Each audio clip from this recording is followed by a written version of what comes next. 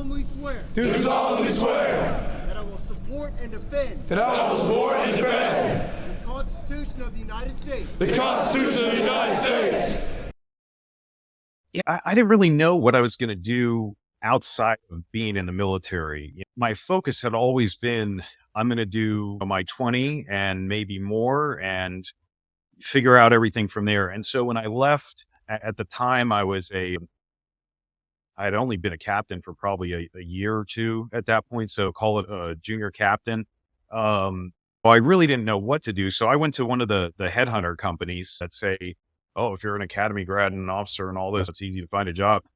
And at the time, my value system was much different. And so I basically told them, like, I don't care what I'm doing as long as I'm getting a boatload of money. And so my transition process, while I was on terminal, I did a couple interviews and I ended up landing a job that seemed like it was something I would thoroughly enjoy.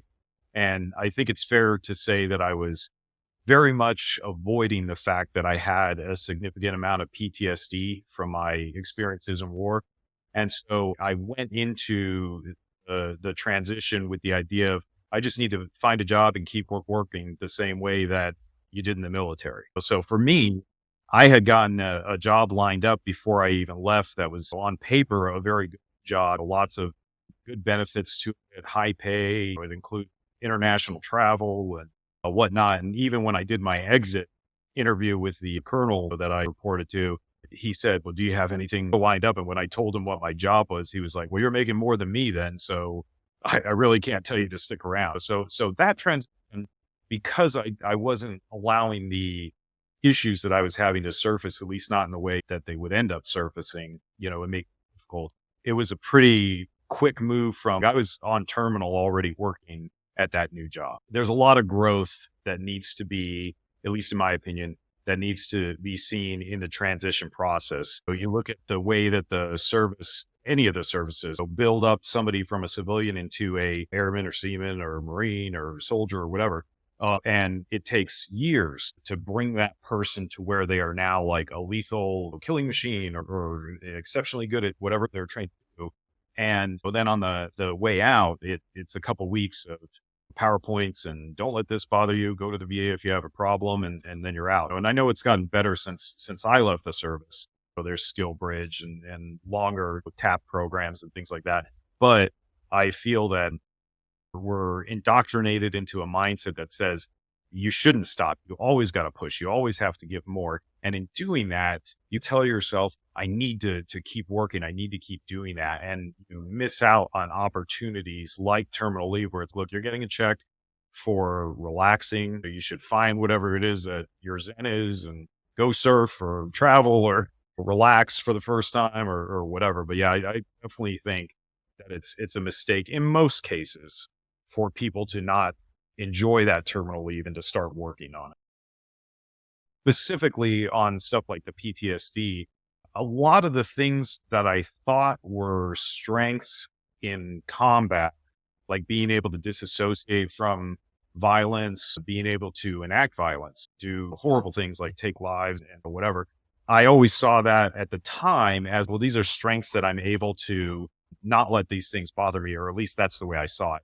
And what I realized later on was, a lot of those things I was making coping mechanisms for dealing with these that were bleeding out in other ways than the way that would have been healthy. Well, for me, it was a lot of stuff like the inability to socialize in a healthy way, keeping a big distance from people emotionally,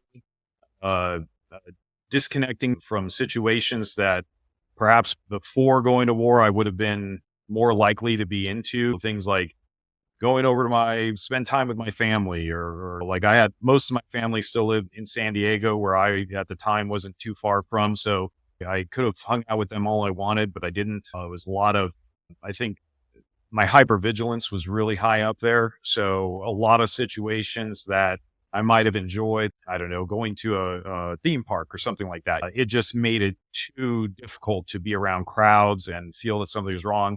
And I used to think for many years, well, this is because I'm smarter than the average bear. I'm aware that there is danger when everybody else isn't. And when you start to realize the amount of energy that it takes to keep doing that and to keep focusing on things like hypervigilance or whatever, it comes out of somewhere, whether that's you get depressed or you self-medicate or you find some kind of vice or whatever to deal with. And if you're not releasing that in a healthy way, it can be very bad. And I think when you look at the statistics within the veteran community, where 25% of vets that leave the service don't have a job. The homelessness rates are double what the normal population's rates are. Same with drug use and things like that, violence and everything. It's, I think, a product of not taking that time to recognize those things and find the healthy outlets for them. So for me, it was a lot of like hypervigilance, disconnecting, being very angry, but not showing that anger in a way. Like I never really got violent in the sense of hitting or anything like that, but I would definitely start doing things that we used to say when we were at war, we want to get a little meat in the diet if we were going on a patrol or something to see some action or whatever. And so I would do things to get a little meat in the diet, run at 2:00 in the morning in a very dangerous area of town, hoping to have something happen so I feel that rush again. So it was a lot of that kind of stuff. And I think a lot of it has to do with the fact that when we're in the military, regardless of what service you're in or what you do, you have an identity, you have a purpose, you have a very defined role that is recognized amongst your peers and those around you. And unlike most professions, if you're a doctor and you decide to retire, you're still a doctor, you're just not practicing. But in the military, you go from having this very defined identity to the minute you sign that DD 214, you've lost that all. Like that is no longer you. And I think that loss of identity is one of the biggest things that could be worked on by the services for the transition process to help you realize your identity outside of that environment. And that, I think, is the cause of a lot of the issues that vets have. And I know was what was probably the main ingredient towards all the bad things, the bad roads that I went down.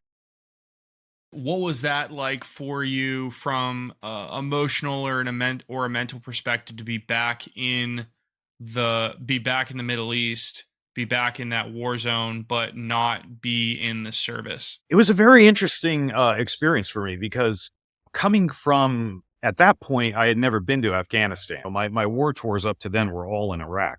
And so it was a completely different culture. It's obviously very different than Iraq.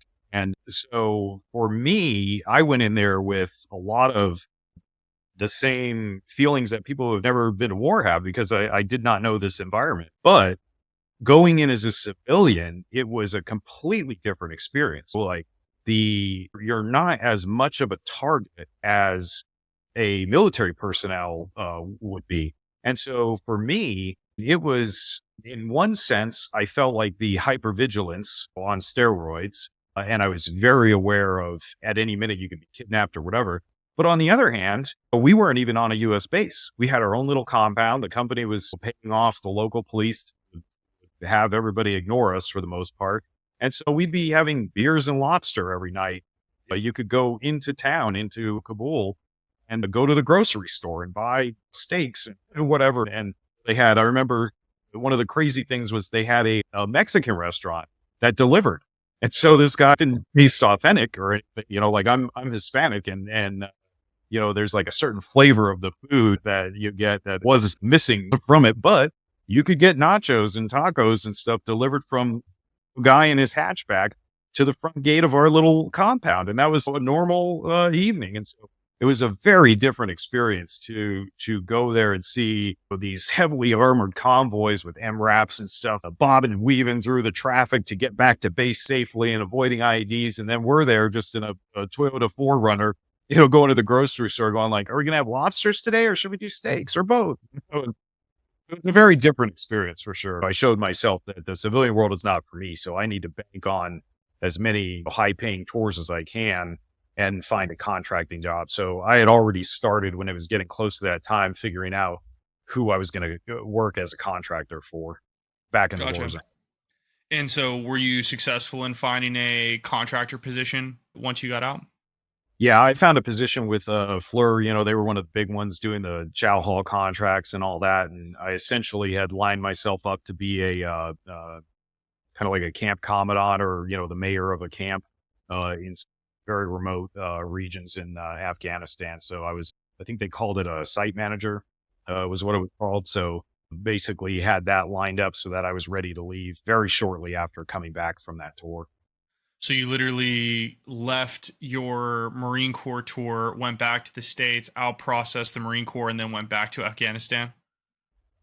Yeah, That's crazy, it man. was maybe just a couple months Okay. after that, but the money was it was just ridiculous to turn down. The kind of I money believe they it.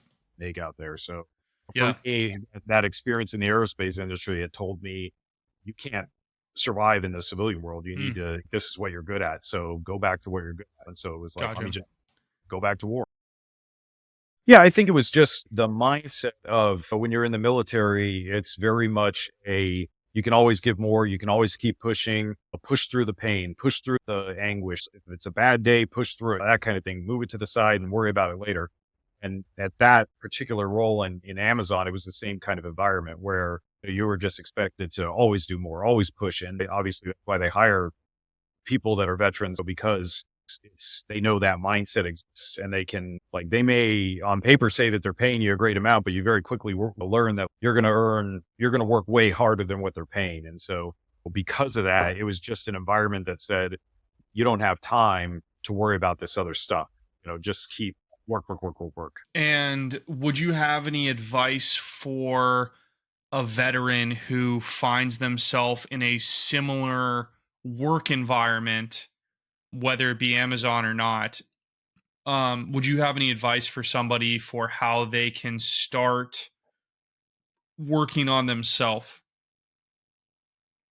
Yeah, I think the thing that you really have to look at is you have to do a lot of self-reflection and you have to understand that there is absolutely nothing wrong with saying that you have issues with experiences that you've had.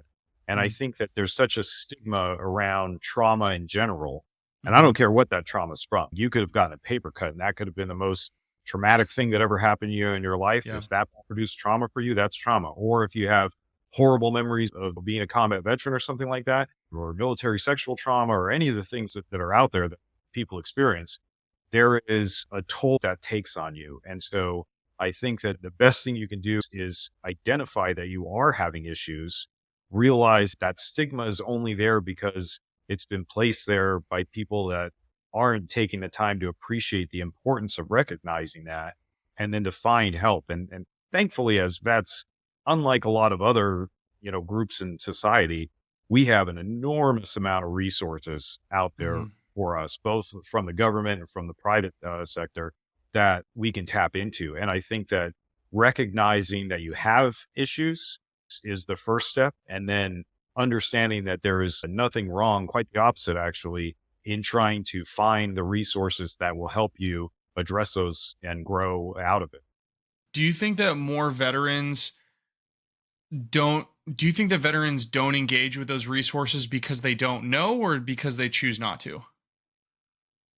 I think everybody's journey is different. And so that's probably an answer that if you looked at everybody would be all across the spectrum. But what I think is a common thing that I've seen in the vets that I've talked to and done various programs with is first there's the stigma of I don't want to be the person that says I'm weak, or the perceived weakness kind of thing. And in that, there's a lot of isolation where you don't realize that there's a lot of people feeling the same way that you are. And there's a reason that you're feeling that way because the human mind is not supposed to experience those kinds of horrible traumatic things, especially that you see in war. And so I think that a lot of it is because there's that stigma and nobody wants to be the one that admits they have a problem because we've been indoctrinated into a community within the military where it says, you don't want to be the weak person. You don't want to be the one that is having issues. And that may have some usefulness. And I stress may have some usefulness in an environment like combat, but it certainly does not outside of that environment. At least that's my experience. And so I think that stigma is what a big hurdle that's out there for a lot of people in the community to admit I'm having issues and I need help. And I think that's part of the indoctrination process is you're always putting yourself as the one that is sacrificed. And so you can always find somebody that you say, well, I may have had 5 tours of war, but there was a guy who did 6, or there was some lady who did 7 or whatever, where it's, well, now I can't rank that, or this person got a higher award or whatnot. And then especially, it's like, you look at your experiences. For instance, when I was in Fallujah finishing up I guess it was my second tour, my Humvee had gotten hit with an IED, and I was in the seat behind, passenger seat in the front, and that side of the vehicle is where we got hit. So it was the vehicle got mangled up, and luckily none of us had any injuries. So we just got lucky that it was, I think, buried too deep or whatever. But anyways, it was like, being hit with an IED is a traumatic event. But I would look at it and say, well, nobody in the Humvee that I was in when we got hit got hurt. So how does that compare to somebody where I had friends in vehicles where they were killed or maimed or whatever? And so you sit there and you like say, well, that's a real person who got hurt. That's a real person that did something traumatic. And in my case, it just messed up the vehicle. So I don't have a right to, that's kind of the lie that you tell yourself.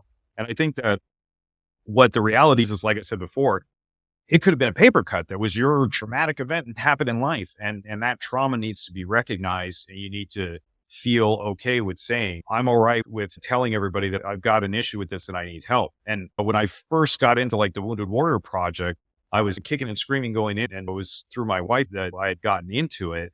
And I found it interesting that when I first started talking to them before I signed up, I had said, well, my injuries, like I had a pretty significant spinal injury that happened while I was in training, not in combat. And the stuff that I deal with now, the PTSD, I never got maimed, I never got shot or whatever.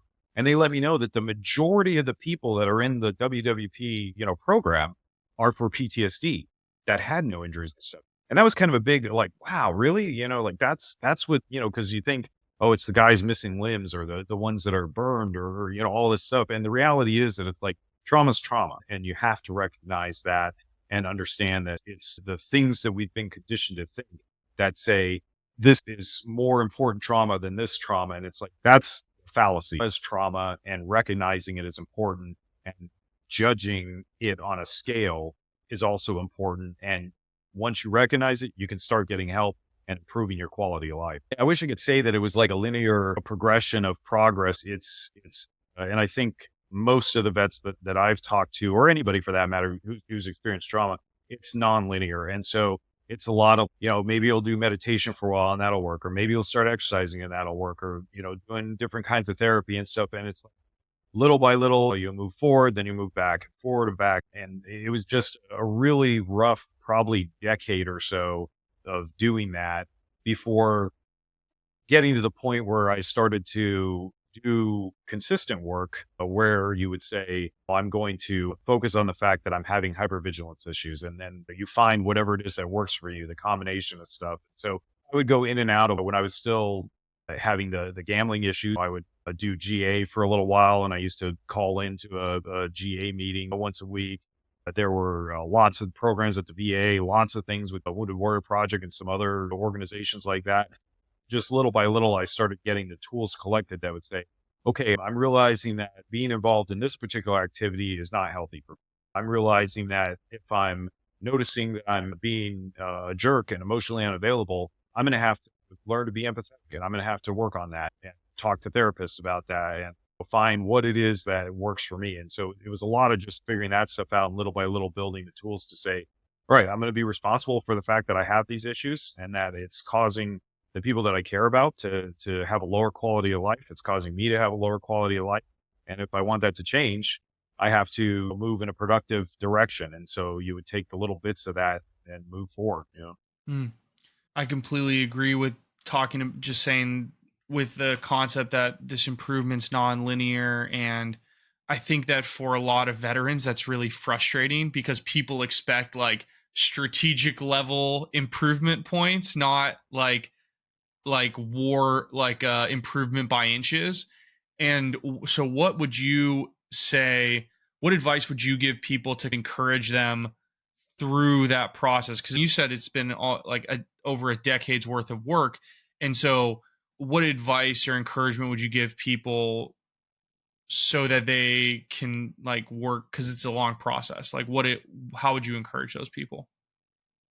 For me, it's 1, recognize the issues. 2, understand that's totally normal and that it's okay to have issues.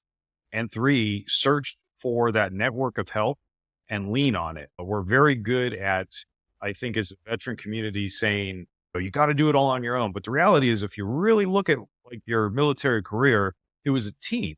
Oh, and you weren't successful because you were God's gift to the military. It was because you had a team around you that was really good and everybody relied on the other people around them. And that's where the strength was. And then when we get out, a lot of people, including myself, say, I'm going to forget about that fact that it was the team that really was the strength. And I'm going to think that I have to do it all on my own. And that's what I think that the biggest piece of advice is realize that you were successful in the military because there was a team around you.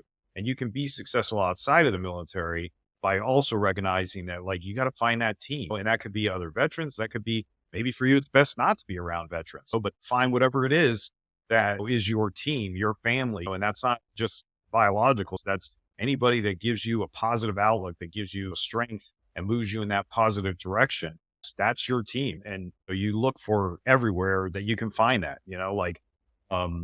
sometimes I'll read the stuff of the Stoics, like my partner is big into that, and she'll say, "Oh, this Marcus Aurelius quote is really good." And yeah, I got something for that. Other times I'll read a book by RuPaul and say, "Wow, he really gets it. He's got some fantastic advice in this book of his." And it's just finding all those little tidbits of positive stuff that you put together that becomes your therapy, your way out of this, or at least to journey along a positive direction for it. And so that's really what you have to do, I think, is just not look at it as, I wish I could be cured of this, or I should be able to fix this in a moment's notice. No, this is a journey. Like those experiences that are traumatic, they are going to change you for the rest of your life.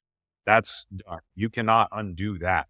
But what you can do is the way that you process it, the way that you approach those reactions that you have that are a product of that trauma.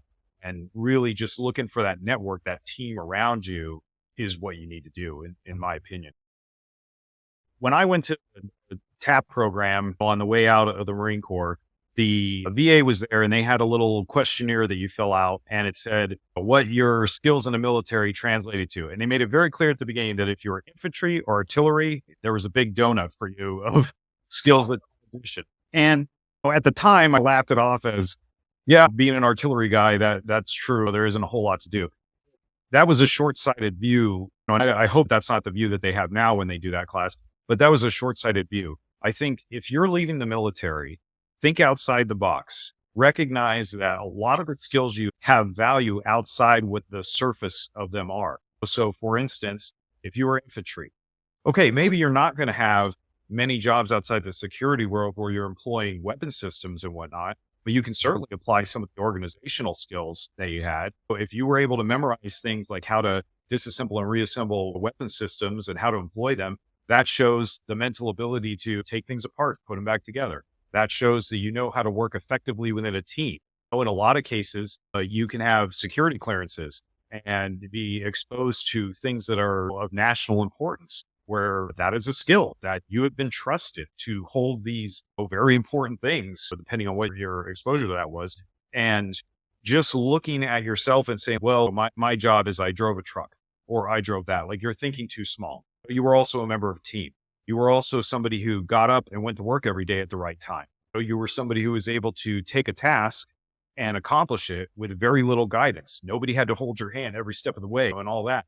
And so I think it's important to take a step back from what your actual MOS or military specialty is, or your rate or whatever, and say, on a day-to-day basis, what was I responsible for? I had, even as somebody who's only been in for one tour and was just in for, call it 3 years or 4 years or whatever, you still had people under you. You've still worked within a unit. You've still been exposed to all kinds of equipment, processes, and things from the bureaucratic side of paperwork to employing things in action in the field or whatnot, that I think you need to just take a look at that and say, these are all skills that translate into, I've done stuff while I was in the military. And it's not just the surface things of my job is to drive a truck.